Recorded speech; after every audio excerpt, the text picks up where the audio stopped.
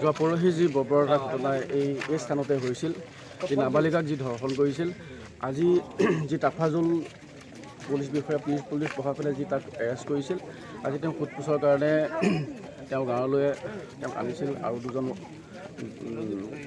অপৰাধীক কৰায়ত্ব কৰিবৰ কাৰণে যি প্ৰচেষ্টা চলাইছিল, তাৰপৰা পুলিচ প্ৰশাসনৰ পৰা তেওঁ দৌৰি পলাই পেলাই পানীত পৰিছিল। পানীত পৰি আজি মৃত ঘোষণা হৈছে বুলি আমি গম পাইছোঁ। এই মূলতে ইয়াৰ কাৰণটো হৈছে যে সমগ্ৰ ৰাইজৰ সমগ্ৰ দেশে এই ঘটনাটোক এটা গৰিহণা দিছে। এই গৰিহণাৰ যিটো ভগৱানৰ যিটো আশীৰ্বাদ, যিটো পাপ, ৰাইজৰ যিটো বুলি কয় অভিশাপ, এই অভিশাপে তেওঁক মেৰাই ধৰিছে আৰু এই অভিশাপৰ ফলতে তেওঁ এনকাউণ্টাৰ নকৰাৰ আগতে তেওঁ মৃত্যুবৰণ কৰিবলৈ হৈছে।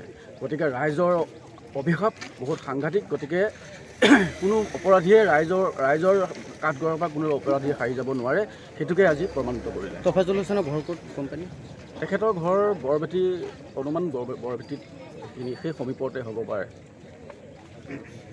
এটা কথা কয় নহয়, ভগৱান বোলা এজন আছে। এই ক্ষেত্ৰত আমি ধিংবাসী ৰাইজৰ যোৱা ঘটনাটো সংঘটিত হোৱাৰ পৰা এটা তীব্ৰ প্ৰতিবাদ আছিলে, তীব্ৰ দাবী আছিলে যে দোষীক এনকাউণ্টাৰ কৰিব লাগে।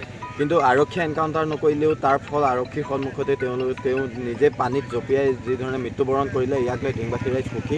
আৰু সেই যি কণমানি নাবালিকাগৰাকী আছিলে, তাই ন্যায়ৰ ক্ষেত্ৰত কিছু হ'লেও আমি সকাহ পোৱা যেন অনুভৱ কৰিছোঁ। কাৰণ এটা দীঘলীয়া প্ৰচেষ্টাত চৰকাৰী ধনৰ ভাত খুৱাই থকাতকৈ এই যিটো আজি সংঘটিত হ'ল ঘটনা, যে পুৱাই এটা ভাল খবৰ ধিংবাসীৰ বাবে, কিছু আশাৰ ৰেঙনি আহিছে ধিংবাসীৰ মাজত। আৰু এই অপৰাধীৰ ক্ষেত্ৰত যাতে কোনো ধৰণৰ কম্প্ৰমাইজ নহয়, বাকী থকা দুগৰাকীৰ ক্ষেত্ৰতো যাতে আৰক্ষীয়ে নহ'লে ভগৱানেও এনেকুৱা এটা দৃষ্টিৰেই নিক্ষেপ কৰে, তাকে আমি কামনা কৰিছোঁ।